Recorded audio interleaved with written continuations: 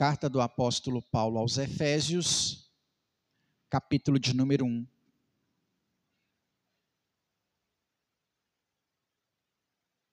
Quem encontrou, diga amém. O texto diz assim: Paulo, apóstolo de Cristo Jesus, pela vontade de Deus, aos santos que estão em Éfeso e fiéis em Cristo, graça a vós e paz da parte de Deus, nosso Pai, e de nosso Senhor Jesus Cristo. Bendito seja o Deus e Pai de nosso Senhor Jesus Cristo, o qual nos abençoou com todas as bênçãos espirituais nos lugares celestiais em Cristo Jesus, como Ele nos escolheu nele antes da fundação do mundo, para sermos santos e sem mancha na presença dele em amor, e nos predestinou para sermos filhos de adoção por Jesus Cristo para si, segundo o beneplácito da sua vontade, para o louvor da glória da sua graça, a qual nos deu de graça no amado, em quem temos o resgate pelo seu sangue e perdão dos nossos delitos, segundo as riquezas da sua graça, que ele fez abundar para conosco em toda sabedoria e inteligência, fazendo-nos conhecer o mistério da sua vontade, segundo o seu consentimento que tinha proposto a si mesmo, na dispensação da plenitude dos tempos, para reunir todas as coisas em Cristo, as que estão nos céus e as que estão na terra. Nele, em quem fomos escolhidos como herança, sendo predestinados de acordo com o propósito de quem opera todas as coisas, segundo o conselho da sua vontade, para sermos para o louvor da sua glória, nós, os que primeiro esperamos em Cristo, no qual também vós tende ouvido a palavra da verdade, o evangelho da vossa salvação, no qual também tendes crido e fostes selados no Espírito Santo da promessa, a qual é a garantia da nossa herança até a redenção da possessão de Deus para o louvor da sua glória.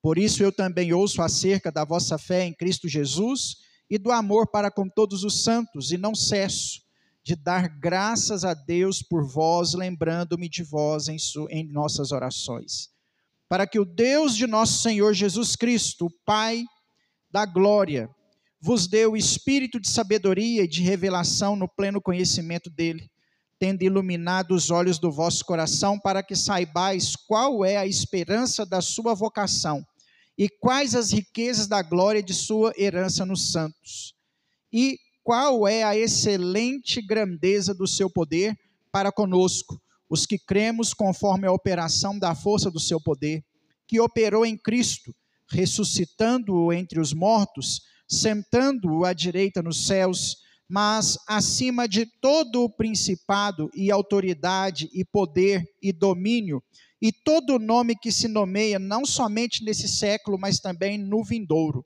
e sujeitou todas as coisas sob os seus pés, e sobre todas as coisas o constituiu como cabeça da igreja, que é o seu corpo, a plenitude daquele que, em todas as coisas, tudo completa.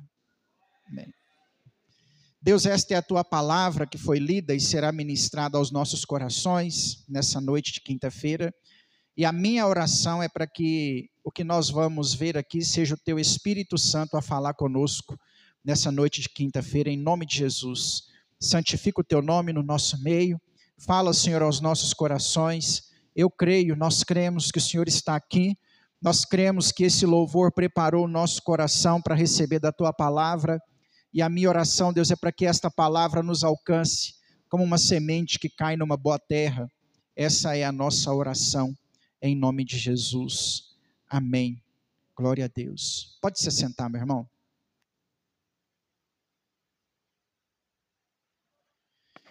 Eu tenho a sensação de que muitas vezes nós nos esquecemos, e por isso que de vez em quando precisamos lembrar, da verdadeira manifestação do Evangelho na vida daquele que o recebe, né? Quando nós recebemos a Cristo, quando nós entregamos a nossa vida ao Senhor, e passamos a viver o Evangelho de Cristo, esse Evangelho, ele opera em nossas vidas, né? Ele opera na nossa vida algumas coisas, né? Ele traz para nós algumas ações.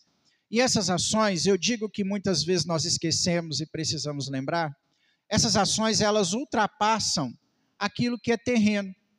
Infelizmente, hoje nós temos um grande número de pessoas que servem a Deus por essas ações terrenas. Eu digo a você que essas ações terrenas também acontecem.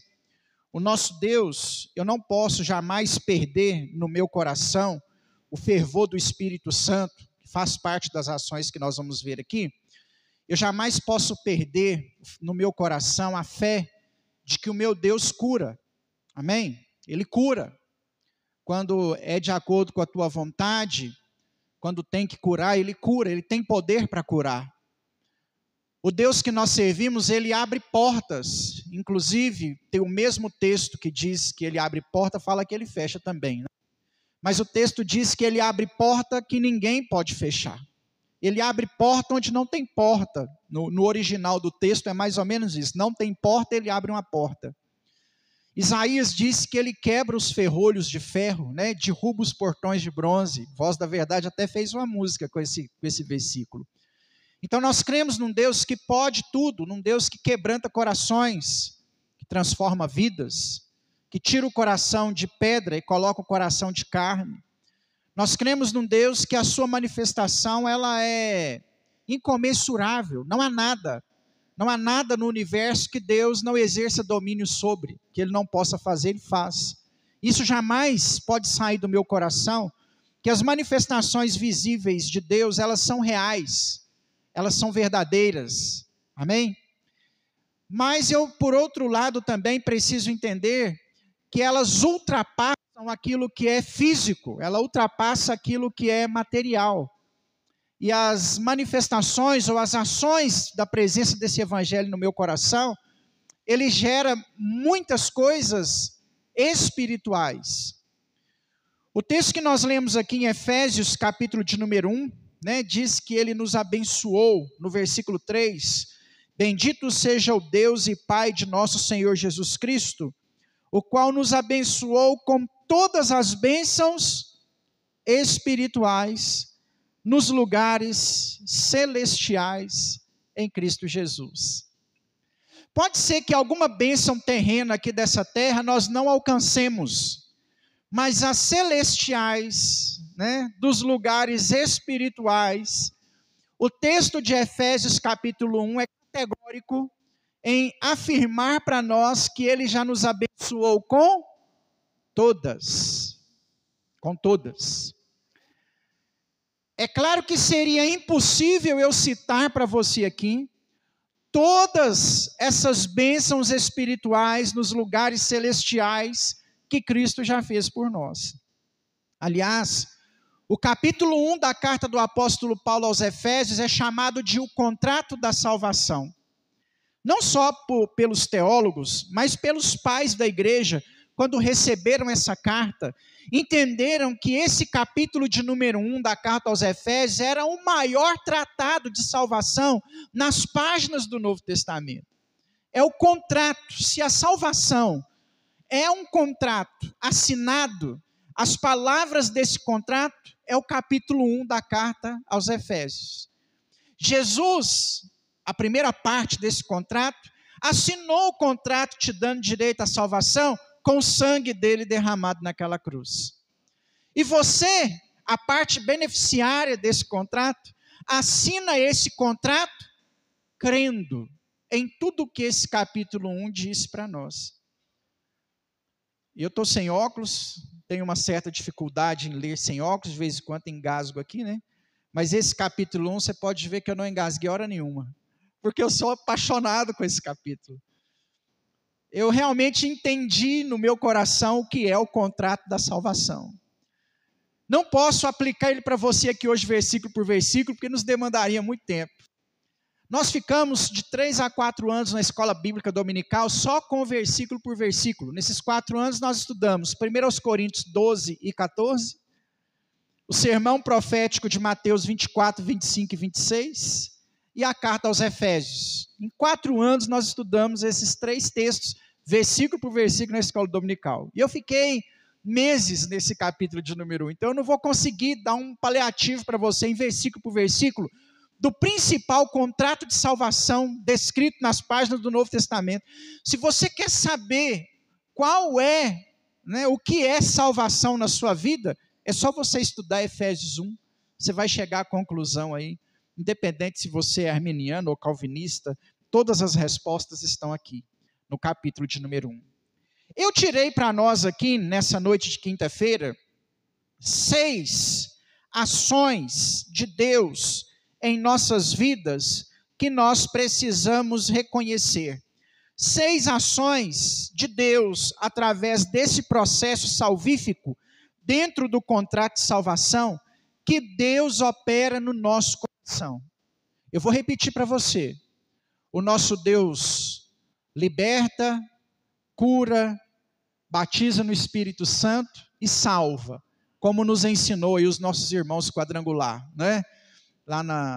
É uma ideologia da Templo dos Anjos, né? Americana. No Brasil mudaram de nome, mas no americano é Templo dos Anjos. No Brasil virou Igreja do Evangelho Quadrangular por acreditar nessas 4 verdades, né? E aí, eu preciso ter consciência que essas ações físicas e terrenas também são realizadas pelo nosso Deus. Nós cremos nisso, irmãos. Mas nós cremos primeiro naquilo que a salvação opera em nós. 6 ações de Deus na sua vida dentro do capítulo 1 aos Efésios. Nós somos abençoados por Deus no versículo de número 3. Bendito seja o Deus e Pai de nosso Senhor Jesus Cristo, que nos abençoou com todas as bênçãos espirituais nos lugares celestiais em Cristo Jesus. Deixa eu te falar uma coisa. Creia nisso com toda a sua fé, com todo o seu coração. Você é abençoado por Deus. Eu não sei se você tem dinheiro, não sei se está sobrando, não sei se o seu emprego é bom, não sei se você vem para a igreja de bicicleta ou a pé, não sei se você está enfermo, não é sobre essa bênção que nós estamos falando, mas pode ter certeza que nas regiões celestiais, dos lugares espirituais, você já é abençoado. Seu nome está no livro da vida, há salvação para você, a graça te alcançou, você está a um arrependimento de distância do pecado que você cometeu nesse dia. Eu sei que a vida ela é difícil, a vida é uma batalha dificílima, né? É muito difícil lutar com a vida, com os problemas da vida. Às vezes topamos aí uma enfermidade que não esperávamos, um resultado positivo quando queríamos o negativo. Às vezes a porta de emprego fecha, às vezes alguém não te paga o dinheiro que te deve, às vezes você confia numa pessoa, ela te trai. Às vezes o casamento não dá certo, às vezes os filhos fazem bobeira, às vezes a vida é muito difícil. Mas espiritualmente você precisa ter a consciência de que você já é abençoado. Porque Ele já pagou o preço por você. Porque a salvação já foi operada. O que Deus podia fazer por você para que você fosse salvo, Ele já fez. Então você é abençoado. O ser abençoado não está vinculado à quantidade de dígitos da sua conta poupança. O ser abençoado não diz respeito a você ter um cartão black.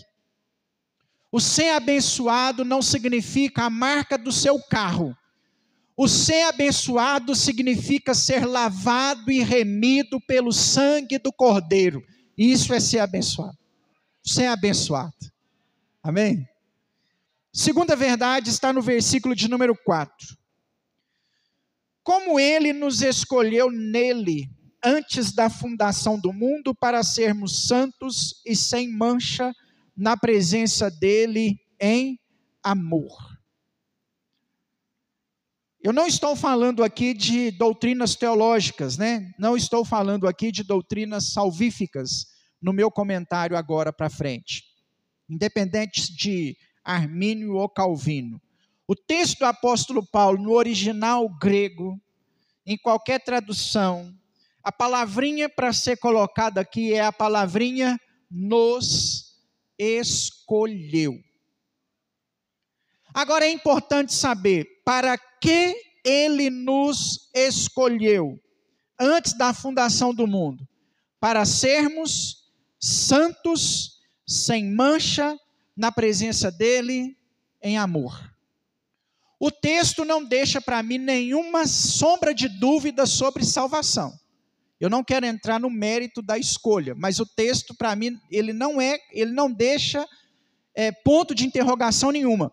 Para que você foi escolhido? Para ser santo. Em contrapartida, se você não é santo, significa que você não é escolhido.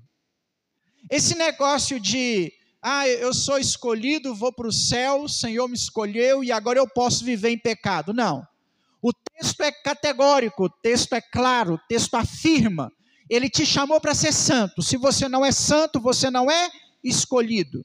Segunda verdade que eu aprendo no capítulo 1 aos Efésios. Eu aprendo que eu sou escolhido por Deus.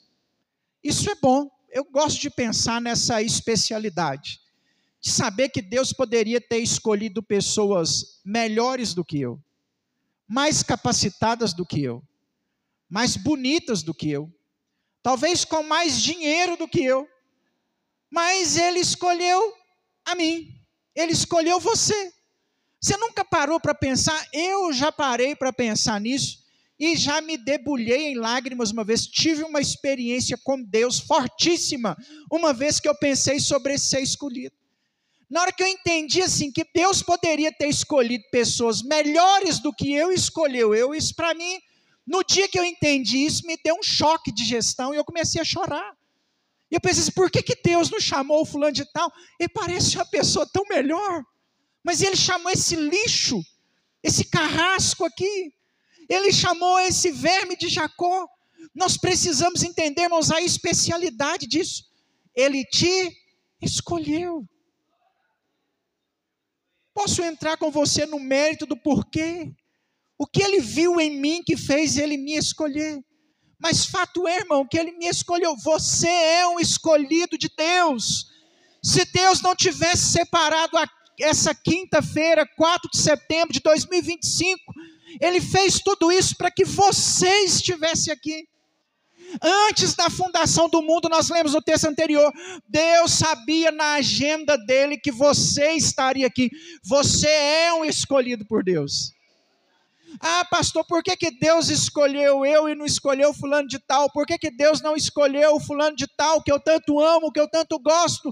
Talvez a teologia não vai conseguir te explicar, mas entenda a bênção espiritual que você recebeu de Deus, de acordo com Efésios capítulo 1, de ser escolhido pelo Senhor. Você entende que você é um escolhido de Deus? Isso deveria dar para nós assim um temor tão grande, porque a única coisa que eu tenho que retribuir a Deus por ser um escolhido dele é ser santo. Ser santo, meu irmão. O que é ser santo? Largar o pecado. É o que peca, não pecar mais. É só isso. Talvez eu sei que nós gostamos muito das bênçãos físicas. Eu sei que nós gostamos muito das bênçãos materiais. Nós buscamos muito as coisas, às vezes, dessa terra, desse tempo, desses dias.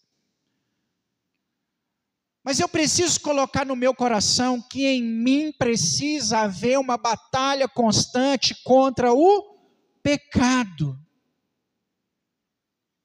Luta contra os seus desejos carnais.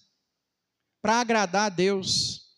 É o mínimo que você pode fazer, porque Ele te escolheu. Você está solteiro? Vire eunuco. Larga a prostituição. Deixa a impureza. Eu não vou lembrar o texto aqui agora, mas acho que é em Corinto. Paulo cita 3 exemplos de eunuco, né, que haviam naquela época. Havia o eunuco que era castrado. O rei precisava colocar servos para cuidar de suas esposas, aí ele castrava homens na sua infância ainda, e esses homens castrados, esses eunucos, eles viviam a serviço do rei, porque eles cuidavam das mulheres do rei. Então, para o rei não correr o risco de ser traído, ele castrava, né, essas pessoas e elas viviam em dedicação à casa real. Era um tipo de eunuco. O segundo tipo de eunuco eram aqueles que por algum motivo tinham alguma doença ao longo da vida e tinham problemas, por exemplo, com a libido, né, com sexo, com casamento. Esses aí também eram chamados de eunuco naquele tempo. Hoje, nos nossos dias, há tratamentos, há medicamentos, há ciência, que naquela época não tinha. Então, quando acontecia algum problema, né, a pessoa ficava lá diabética, e aí terminava o vigor da pessoa, ele então se tornava um eunuco por causa de enfermidade. E um terceiro tipo de eunuco que aparece em Corinto era o que escolhia ser eunuco. Era a pessoa que talvez não tinha desejos nem por homem nem por mulher.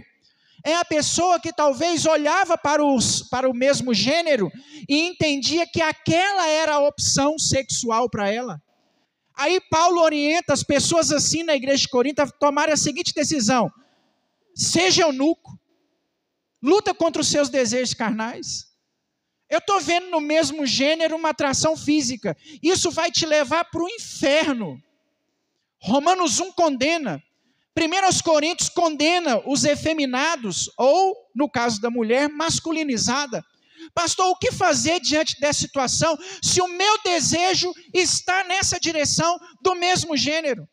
Abre mão, vira eunuco, larga isso, para que você possa alcançar o seu plano de salvação e ir para o céu, porque nessa prática, para o céu você não vai. A Bíblia diz que não vai.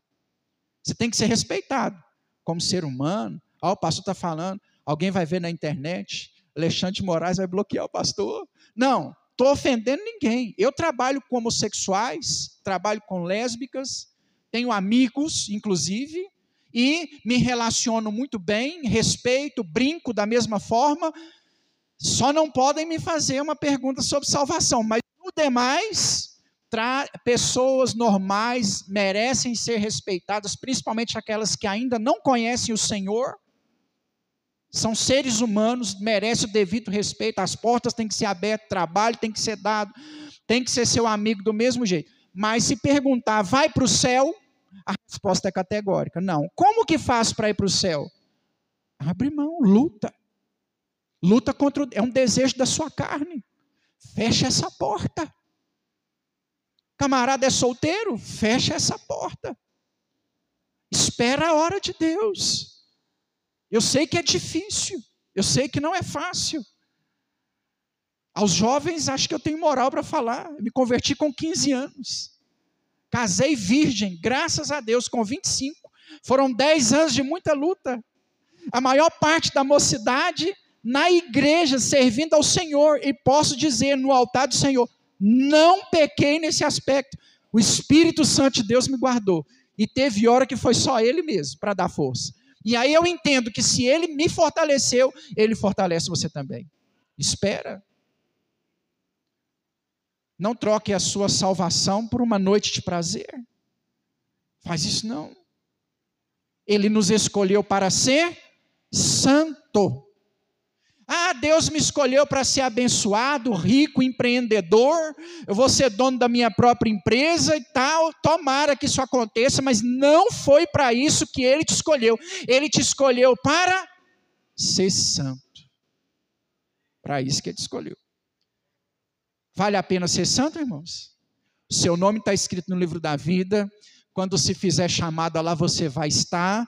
A 7ª trombeta ecoar aos céus de Lagoa da Prata, num estralar de olhos, como um raio que sai do Oriente e se mostra no Ocidente, você estará sentado à mesa com o seu Senhor para passar a eternidade. Você vai trocar isso por um cigarro? Você vai trocar isso por uma lata de cerveja? Você vai trocar isso por uma noite de sexo? Vale a pena ser santo, meu irmão? Terceira verdade de Deus, terceira ação de Deus. Fomos adotados na família de Deus, versículo 5. Nos predestinou para sermos filhos de adoção. por Jesus Cristo, para si, segundo o beneplácito da sua vontade. Nos falta tempo, e é lição de classe de batismo. Eu gosto dessa lição de classe de batismo. João 1,12 diz que a todos o quanto receberam, deu-lhes o direito de se tornarem filhos de Deus. Sabe aquela historinha de que todo mundo é filho de Deus? Mentira. Nem todo mundo é filho de Deus. Não, pastor, religião não importa. Tem crente que fala isso. Tem hora que a gente escuta para não ofender o irmão, né? Não, pastor, religião não importa. Todos nós somos filhos de Deus. Nós não somos todos filhos de Deus. Primeiro porque João 3,16 fala que ele só tem um, gerado, o unigênito. Só um. Não tem outro gerado, não. É só Cristo. Os demais são criação de Deus. Todo mundo é criação. Filho ele tem um. Aí é o seguinte, agora vem o processo de adoção. O sangue de Jesus derramado na cruz do Calvário nos dá o direito de nos tornar filhos de Deus, João 1,12, o texto que nós lemos, certo? De nos tornarmos filhos de Deus por adoção. Quem aceita Jesus, João 1,12, quem recebe Jesus como único e suficiente Salvador, Efésios capítulo 1, versículo 5, nos predestinou para sermos filhos de adoção por Cristo Jesus, segundo o beneplácito da sua vontade. Quando nós recebemos a Cristo, nós nos tornamos filhos de Deus por adoção. Agora, você tem Jesus na sua vida aí? Você é filho. Você é filho adotivo. Mas ser filho adotivo não é ruim, não. Eu sou filho adotivo. Ser filho adotivo é a melhor coisa que existe na Bíblia. É a melhor coisa que existe na Bíblia. Não posso me prolongar muito, mas eu gosto de falar. Vamos lá. Lembra do Eliseu? O Eliseu larga tudo o que ele tinha e vai seguir o profeta Elias. Quando o profeta Elias vai ser levado aos céus, ele recebe a notícia, né? Ele não experimenta a morte. Deus revela para ele. E para outros profetas, né? Quando Eliseu vai passando na casa dos profetas, os profetas falam com Eliseu assim: você sabe que hoje Deus vai levar o seu Senhor por sobre a sua cabeça? Eles sabiam, Deus revelou que Elias ia embora naquele dia. Quando Eliseu percebeu que o Elias ia embora naquele dia, o Elias falou para Eliseu assim: me pede o que você quer antes que eu seja tomado de ti. Aí o Eliseu fala assim: eu quero porção dobrada do teu espírito. Você sabe o que é porção dobrada? Não quero matar a sua fé, mas do Espírito Santo. Deus vai derramar uma unção do Espírito Santo dobrada sobre a sua vida. Vai mesmo, em nome de Jesus, não esquece isso não. Amém? Mas o que o texto está querendo falar de maneira literal é outra coisa. Em Levítico, fala sobre a herança do filho adotivo. O Eliseu largou tudo para andar com Elias. Ele está pedindo Elias para ser filho adotivo dele. Tem um legado espiritual aí. O Eliseu está querendo ser filho espiritual. Ele está querendo herdar a unção do profeta. Ele está querendo continuar o ministério profético. E isso aconteceu. Isso foi fato. O Elias fala para ele assim: se você me ver ser tomado de ti, isso vai te acontecer. Na hora que ele vê, a capa cai, ele pega a capa e bate a capa no Rio Jordão e fala: se o Deus de Elias está comigo, me mostra. O Rio Jordão se abre, ele atravessa em terra seca. Por incrível que pareça, o livro de Reis menciona 7 grandes obras de Elias e 14 grandes obras de Eliseu. Ele recebeu mesmo o dobro. Isso não está fora de questão, não. Mas o que ele pediu foi para ser filho. A lei Levítico dizia que a porção deixada para o filho adotivo deveria ser o dobro da do filho legítimo. Olha que mistério há nisso aí, né? O Marcos aqui, que é quem meus olhos puxam agora, tem filhos legítimos e tem filhos adotivos. Suponhamos que Deus leve o Marcos e os meninos ficam. A porção, Marcos, na lei de Levítico, a porção da Ana Rosa tinha que ser dobrada da do Miguel, porque ela era filha adotiva. Entendeu? Se um homem tinha 2 filhos e ele tinha R$10, não era 5 para cada. Era 3 para o legítimo, 2,5 para o legítimo e 7,5 para o adotado. A porção tinha que ser dobrada.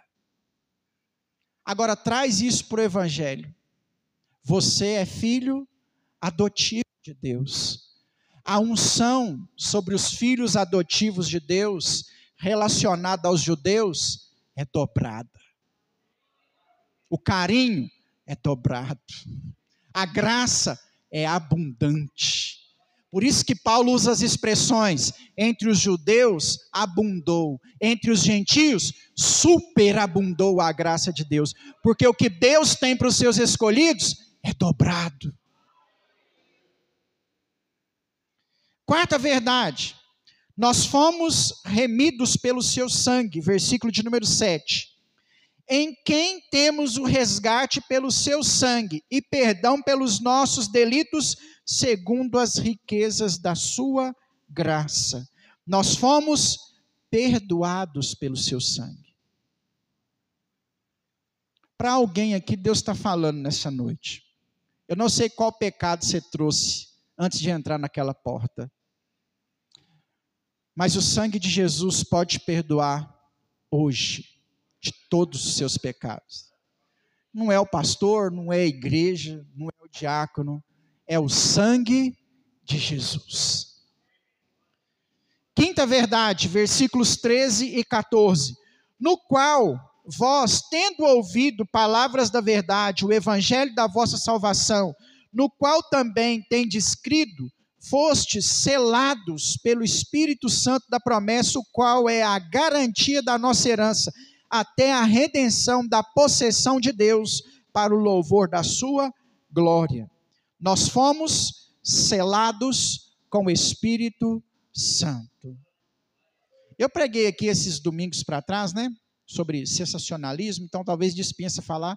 Eu sei que a maioria dos irmãos está aqui, mas eu não posso deixar de mencionar o seguinte: quem é escolhido por Deus é selado. Eu não preciso te explicar, Paulo já te explicou. O qual tendes crido, fostes selados no Espírito Santo da promessa de Joel 2,28, o qual é a garantia da nossa herança até a redenção da possessão de Deus para o louvor da sua glória. Até o dia que Deus te tomar para Ele de maneira definitiva, o que te garante que isso vai acontecer é ter o Espírito Santo na sua vida. Tem que ter o Espírito Santo. Se você não tem, não, começa a chorar para ter. Quebra o seu vaso para ter, como nós cantamos aqui. Paga o preço para ter. Sobe os montes, desce os vales, vem para a oração, faz vigília, acorda de madrugada, jejua, para de beber refrigerante, larga o pecado, mas começa a chorar diante de Deus, ao invés de uma porta aberta, ao invés de dinheiro, ao invés de riqueza, ao invés de bens materiais. Comece a pedir ao Senhor para que o Espírito Santo dele seja sobre a sua vida, meu irmão. Ao invés de uma boa palestra, ao invés de mimimi de crente, ao invés dessas exigências cristãs que você fica querendo fazer dentro da igreja, começa a chorar diante de Deus e falar para Ele assim: me dá o teu Espírito, me dá o teu Espírito, me dá o teu Espírito. Ô saudade que eu tenho da igreja que clamava batismo no Espírito Santo, ao invés dos mimimis dessa terra que nós vivemos hoje. Ô saudade que eu tenho dos conselhos de quando eu me converti, de que o pastor colocou para mim objetivos, como por exemplo, você precisa do Espírito Santo. Nós precisamos, irmãos. É a garantia, é o selo, é a certeza que você tem. Não sei se você vai orar em língua, se você não vai, se você vai sentir um arrepio, se algo vai acontecer, mas o que garante você para a sua caminhada em direção à glória, à eternidade, à cidade santa, é saber que o Espírito Santo de Deus habita em você. Aleluia.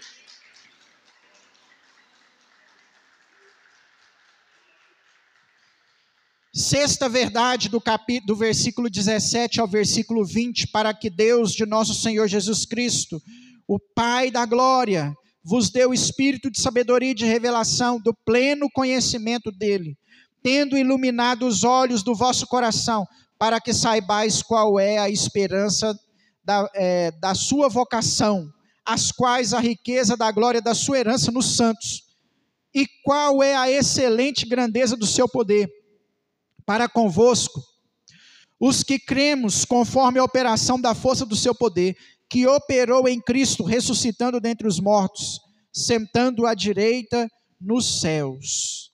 Sexta verdade da salvação sobre as nossas vidas: nós somos capacitados com o poder. Deus não só te chamou, Ele te vocacionou para algo. Amém? O texto aqui diz que Ele te vocacionou para algo. É Ele que te capacita. Eu acredito que o que a gente tem que fazer, você tem que fazer, né? A pessoa quer tocar no louvor, precisa aprender a tocar um instrumento. Se o Espírito Santo não te deu um dom assim de noite, né? Sabe tocar nada teclado, aí ora amanhã, acorda sabendo tocar teclado. Se o Espírito Santo não fez isso, o que você tem que fazer? Procurar uma aula. Entra na aula de canto, entra na aula de violão, entra na aula de teclado, e Deus vai te capacitar dentro disso aí. Eu acredito que o que a gente tem que fazer, você tem que fazer, né? Não está na Bíblia não, faça a tua parte que eu te ajudarei, não está na Bíblia, pode caçar lá que você não vai achar esse versículo, mas eu prefiro dizer que aquilo que você tem que fazer, você tem que fazer. Quando eu recebi o chamado ao ministério, eu entendia que, por mais que você possa duvidar, eu era ultrapentecostal. Eu pregava tipo Marco Feliciano no começo do ministério dele, gritando, acabava a pregação, não dava conta de falar nem A mais, gritava e berrava, e chamava os outros, e pontava dedo, e profetizava, né? Era meio doidão. Acreditava que teologia era a última coisa que alguém precisava. Mas na hora que eu recebi o chamado ministerial, eu entendi que eu não sabia nada de Bíblia. Eu preciso saber. Aí eu fui estudar, né? Você tem que fazer o que tem que fazer, né? E Deus vai nos capacitando. Deus vai nos capacitando. Ele te chamou e Ele vai te capacitar de alguma forma, com o seu poder. Ele vai te iluminar os olhos do vosso coração, para que você saiba qual é a esperança da sua vocação. No versículo de número 18. Ele não só te chamou, é uma verdade para a nossa salvação. Crente tem que dar fruto. Deus te chamou para fazer algo na obra dele. Não erra isso não. Não deixe isso parado não. Irmãos, esse capítulo todo ele é recheado para nós de muitas coisas. Mas hoje eu gostaria que você guardasse essas 6. Nós somos abençoados, nós somos escolhidos, nós fomos adotados, nós somos perdoados pelo sangue de Jesus, nós somos selados pelo Espírito Santo, nós somos capacitados com o poder. Precisamos crer que é o Senhor quem realiza em nós todas essas coisas. É Ele. É Ele.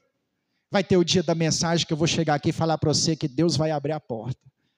Mas hoje eu estou aqui para dizer para você que as suas bênçãos, e as maiores, e as principais, são as celestiais, nos lugares espirituais. É o que Deus tem para você em nome de Jesus. Amém? Você pode aplaudir ao Senhor?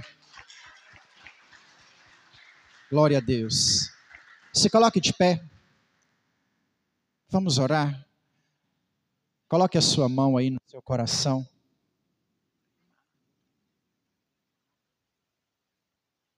Coloque a mão no seu coração. Vamos orar nesse momento, em nome de Jesus. Amém?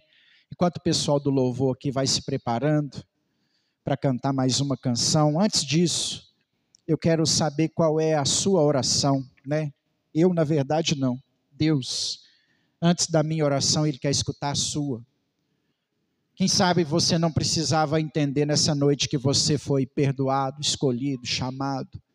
Quem sabe seu foco não está muito nas coisas terrenas e você está esquecendo das espirituais. Talvez você está enfrentando adversidades aqui nessa terra, mas Deus nessa noite te trouxe aqui para lembrar que você já é um abençoado por Ele. Ó Senhor, nós estamos aqui nessa noite crendo no seu poder, na manifestação do teu evangelho, da tua palavra, Nós cremos, ó Deus, naquilo que só o Senhor pode fazer por nós.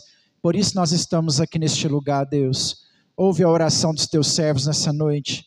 Ouve a oração da tua igreja na tua presença nessa noite. Perdoa, Pai, os nossos pecados.